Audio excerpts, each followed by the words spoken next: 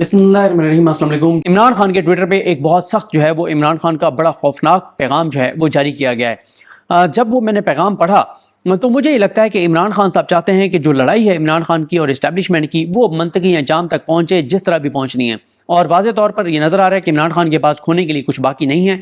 और इमरान खान साहब के इस बयान से ये भी लगता है कि इमरान खान ये समझते हैं कि इस्टेब्लिशमेंट इस वक्त बहुत दबाव में है। बहुत से महाज पाकिस्तान में खुले हुए हैं, चाहे वो एजे का महाज हो, पाकिस्तान के अंदर की सूरत हाल हो।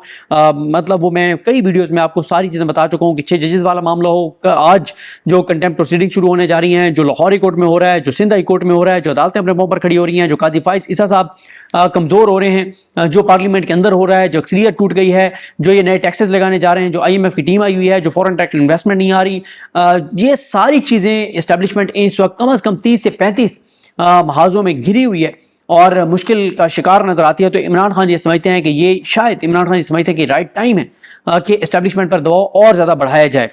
लेकिन क्या इससे वो कामयाब होंगे या तसादुम के इम्कानात बढ़ गए हैं, ये आने वाला वक्त बताएगा। अभी इस हवाले से कुछ भी नहीं कहा जा सकता क्योंकि तहरीक इंसाफ जो है वो 8 मई से हम देख रहे हैं, जब से DG ISPR की प्रेस कॉन्फ्रेंस हुई है, तहरीक इंसाफ हर आने वाले दिन के साथ एक ऐसा काम करती है जो हम कहते हैं कि यार ये पहले कभी नहीं हुआ और ये एक्सट्रीम है।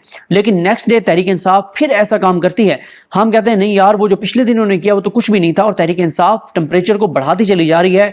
इसका कुछ ना कुछ तो रिजल्ट निकलेगा। तहरीक इंसाफ ये समझती है कि वो इस टेम्परेचर को बढ़ा के इस्टेब्लिशमेंट को मजबूर कर देगी बात करने पर।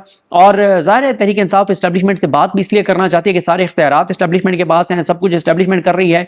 ये जो हुकूमत है ये तो एक जिंदा लाश है, इनके तो ये तो मुर्दा जिस्म है, ये तो वेंटिलेटर पर इसको इस्टेब्लिशमेंट चला रही है, इन बेचारों के पास में कोई बात नहीं है। तो इमरान खान ये कहते हैं कि हम डायरेक्ट इस्टेब्लिशमेंट से बात करेंगे और उसमें इमरान खान कहते हैं कि ना मेरे केसेस डिस्कस होंगे, ना मेरी ज़ात डिस्कस होगी, ना हम ये कह रहे हैं कि हमें आप इक़्तिदार में लाएं, बल्कि हम कुछ रूल्स ऑफ द गेम वो तय करते हैं, टर्म्स एंड कंडीशन तय करते हैं कि मुल्क को आगे कैसे चलाना है, इस्टेब्लिशमेंट का क्या रोल होगा, सियासतदानों का क्या रोल होगा, हुकूमत का क्या रोल होगा, मैंडेट वापसी का जो मामला है, अदालतों के ऊपर जो दबाव है, ये सारी चीज़ें इमरान खान ये समझते हैं कि इस्टेब्लिशमेंट के साथ बातचीत के साथ इन मामलों को आगे बढ़ाएंगे। अब और इसमें एक बात बहुत इंपॉर्टेंट है, ये जो झूठा एक बयानिया बनाया जाता है कि इमरान खान शायद कोई फेवर लेना चाहते हैं इस्टेब्लिशमेंट से, ऐसी कोई बात नहीं है। वो सिर्फ ये चाहते हैं कि इस्टेब्लिशमेंट से बात करें कि इस्टेब्लिशमेंट अपने जो रोल है उनका आइन में दिया गया उस तक महदूद हो जाए और मुल्क को जो है वो अवाम जिसको वोट दें उनको मुल्क चलाने दें। ये इमरान खान का सबसे मेन मामला है और मुद्दा है। अब जो 12:01 पे बड़ा खौफनाक पैगाम जारी हुआ है, इसके मैं 3-4 पॉइंट्स तो ऐसे भी आपको दूंगा जो बहुत इंपॉर्टेंट है, जो इस्टेब्लिशमेंट के लिए बहुत यानी वो इतने आसानी से इसको बर्दाश्त नहीं करेगी इस्टेब्लिशमेंट। जो इमरान खान के, अच्छा ये ट्विटर पर इसलिए जारी किया जाता है, वैसे भी जो इमरान खान साहब आजकल गुफ्तगू करते हैं जेल के अंदर सहाफ़ियों से भी, तो इमरान खान ये समझते हैं कि वो उस तरह से मीडिया पर रिपोर्ट नहीं होता, सहाफ़ी उस तरह से रिपोर्ट नहीं करते, क्योंकि अब बहुत से सहाफ़ियों को अंदर जाने की इजाज़त नहीं है। जो पहले बहुत अच्छा रिपोर्ट कर रहे थे उनको अंदर जाने की इजाज़त नहीं है, और जो सहाफ़ी जाते हैं उसके हवाले से तहरीक इंसाफ का ये इल्ज़ाम है कि उनको कहीं बुलाकर उनको मैनेज किया गया है, उनको कहीं बुलाकर ये कहा गया है कि ये चीज़ें हैं, इमरान खान कहेगा भी तो आपने रिपोर्ट नहीं करना। इसलिए तहरीक इंसाफ ये करती है कि इमरान खान साहब के इस तरह के पॉइंट्स हैं वो तहरीक इंसाफ इमरान खान साहब के ट्विटर पर डाल देती है। ये इमरान खान साहब का 13 मई का ये पैगाम है और ज़ाहिर है 12:01 पे है, 14 मई का आगाज़ हो गया था। ऊपर इसका उन्वान है कि अडयाला जेल में नाहक कैद बानी चेयरमैन पाकिस्तान तहरीक इंसाफ इमरान खान का खुसूसी पैगाम। आगे इमरान खान साहब ये कहते हैं, ये सारा पैगाम इमरान खान की तरफ से है। वो ये कहते हैं कि इस मुल्क की बदकिस्मती है कि यहाँ एक खुद साख्ता बादशाह सलामत फैसले करता है। डायरेक्ट वो बादशाह सलामत आर्मी चीफ को कहते हैं इमरान खान साहब। वो कहते हैं कि इस मुल्क की बदकिस्मती है कि यहाँ एक खुद साख्ता बादशाह सलामत फैसले करता है। जब किसी मुल्क में हुकूमत ऐसे लोगों को मिलती है जिनके पास मैंडेट नहीं होता तो मुल्क फसाद और इंतशार की नज़र हो जाता है। ये जो इंतशार आज कश्मीर में नज़र आ रहा है उसके पाकिस्तान भर में फैलने का खदशा है। ये भी आपको बता दूं कि मैंने वीडियो की थी कि शहबाज शरीफ ने सरेंडर कर दिया था, 23 अरब जारी करने का ऐलान कर दिया था, लेकिन उसके बाद बहुत मिसमैनेज किया गया है, बहुत तसादुम हुआ है कश्मीर में। इस वक्त भी हालात वहाँ पे बहुत ख़राब हैं, जो वीडियोज़ आ रही हैं बहुत ख़तरनाक हैं, जानें जा रही हैं। 3 लोगों की जानों का रिपोर्ट हो रहा है कि 3 लोगों की जानें जा चुकी हैं, डायरेक्ट फायर लगे हैं। बहुत इस वक्त कशीदगी कश्मीर में बढ़ गई है। इस लम्हे अल्लाह की ज़ात में जानते क्या है, क्योंकि वहाँ इंटरनेट बंद है, मीडिया पर रिपोर्ट नहीं हो रहा, वहाँ राब्ते उस तरह से हो नहीं पा रहे, इस वक्त नहीं पता। लेकिन जो अब से 3-4-5 घंटे पहले तक की वीडियोज़ आई हैं वो बहुत खौफनाक और ख़तरनाक हैं। अल्लाह ताला रहम करे, चीज़ें बहुत ही ज़्यादा हुकूमत ने ख़राब कर दी हैं कश्मीर के अंदर। और वज़ीर आज़म आज़ाद कश्मीर का अभी भी नहीं पता कि वो घुस के बैठा हुआ था इधर इस्लामाबाद में, बुज़दिली दिखा रहा था, और वहाँ पे उसने यहाँ से पंजाब पुलिस और रेंजर्स और ये सारे भेज दिए कि चढ़ाई कर दी जाए कश्मीर के लोगों पर। ये बहुत ही इस वक्त ख़तरनाक सूरत हाल कश्मीर में, अल्लाह ताला रहम करे, लेकिन चीज़ें ठीक नहीं हैं। عمران خان کہتے ہیں کہ یہ جو انتشار آج کشمیر میں نظر آ رہا ہے اس کے پاکستان بھر میں پھیلنے کا خدشہ ہے۔ پورے ملک میں فارم 47 والی جعلی حکومتیں قائم کر دی گئی ہیں۔ جمہوریت کا فائدہ یہ ہے کہ حکومت عوام کی منتخب کردہ ہوتی ہے، جس کے پیچھے عوام کھڑے ہوتے ہیں۔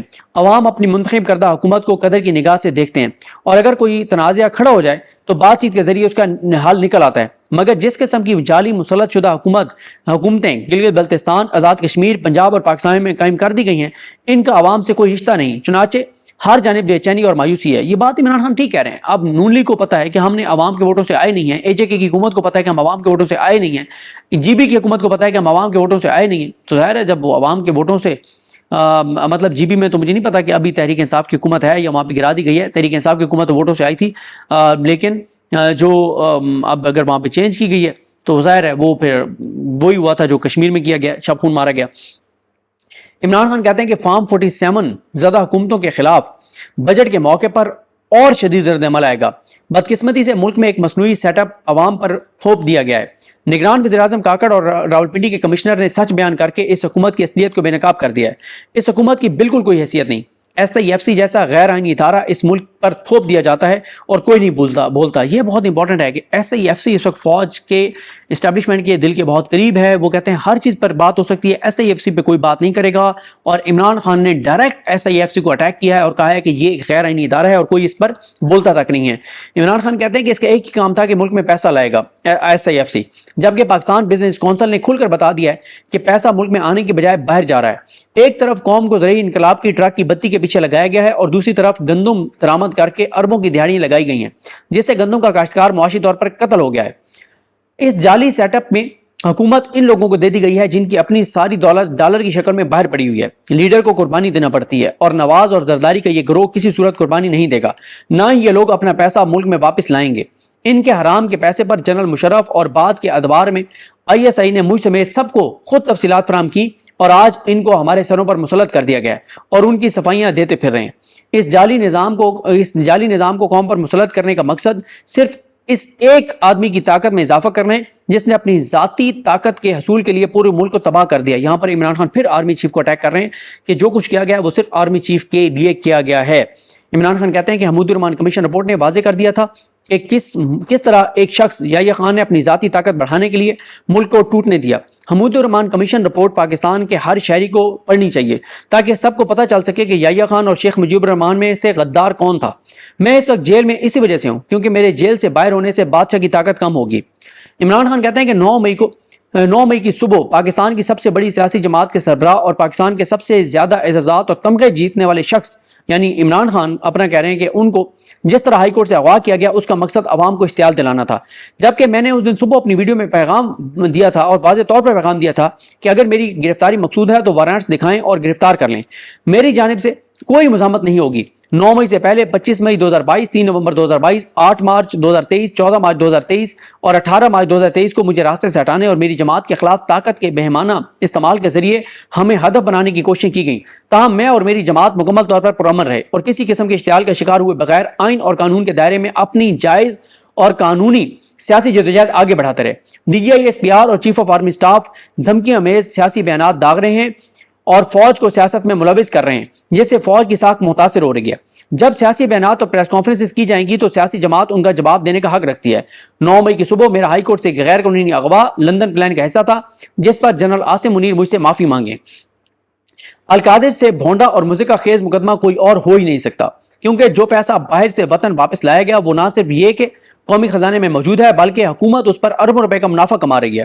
یہ رقم ملک ریاض اور برطانوی نیشنل کرائم ایجنسی کے درمیان معاہدے کے نتیجے میں براہ راست سپریم کورٹ بھیجی گئی۔ میری حکومت کا اس معاہدے میں کوئی صرف اس حد تک کردار تھا کہ اس کی تفصیلات پبلک نہ کی جائیں۔ نہ تو یہ رقم کسی بھی عدالت میں ریاست پاکستان کی ملکیت ثابت ہوئی، نہ ہی یہ کیس کسی عدالت میں کرائم پروسیڈ ثابت ہوئی۔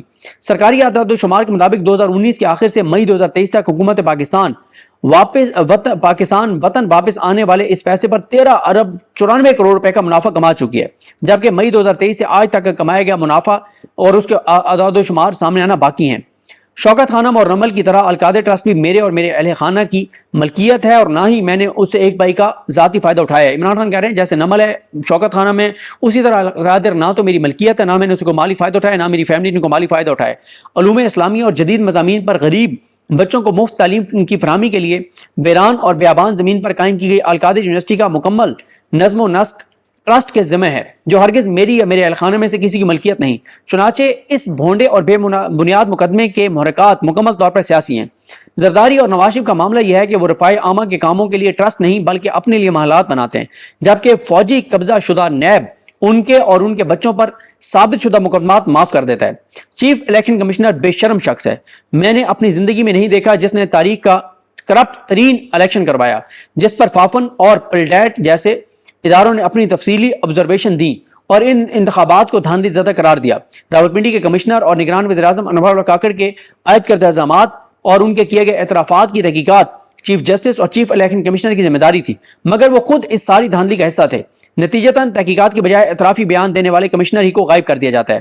میری قوم یاد رکھے، یہ ملک میرا ملک ہے، جسے چھوڑ کر باہر جانے کو میں ہرگز تیار نہیں ہوں۔ اسی طرح ڈیل کا بھی سوال ہی پیدا نہیں ہوتا۔ پاکستان کو ڈنڈے کے زور پر چلایا جا رہا ہے۔ ہمارا ٹوٹل ریونیو 13.9 خرب روپے ہے، جبکہ ہمیں سالانہ 9.8 خرب روپے سود کی مد میں ادا کرنے ہیں۔ ملک ایسے ڈنڈے کے زور پر ہرگز نہیں چل سکتا۔ عمران خان صاحب کا یہ سخت بیان ہے۔ عمران خان میں نے آپ کو بتایا نا کہ وہ چاہتے ہیں کہ اب یہ لڑائی منطقی انجام تک پہنچے، ان کے پاس کھونے کے لیے کچھ باقی نہیں ہے۔ ان کو نظر آ رہا ہے کہ اسٹیبلشمنٹ اس وقت بہت بری طرح پھنسی ہوئی ہے معاملات میں، اور عمران خان صاحب کو لگتا ہے کہ یہ رائٹ ٹائم ہے اسٹیبلشمنٹ پر دباؤ بڑھانے کے لیے۔ اب وہ دباؤ بڑھانے میں کامیاب ہوتے ہیں نہیں ہوتے، اسٹیبلشمنٹ ریئیکٹ کرتی ہے نہیں کرتی، کس حد تک کرتی ہے، یا پی ٹی آئی سے بات چیت کرتی ہے، کیا ہوتا ہے یہ اللہ کی ذات بہتر جانتی ہے۔ لیکن اس وقت تو لگتا یہ ہے کہ جو بھی ہونا ہے وہ بہت جلدی ہوگا، چاہے وہ تصادم میں بہت زیادہ شدت آنی ہے، اضافہ ہونا ہے، کریک ڈاؤن ہونا ہے، یا کوئی بات چیت ہونی ہے اور ٹمپریچر نیچے آنا ہے۔ یہ اگلے چند دنوں میں فیصلہ ہو جائے گا، زیادہ ٹائم اب آگے جاتا ہوا نظر نہیں آتا۔ مجھے اپنی دعا میں یاد رکھیں۔ الگ نیم ہم سب کا حامی ناصر ہو۔ اللہ حافظ۔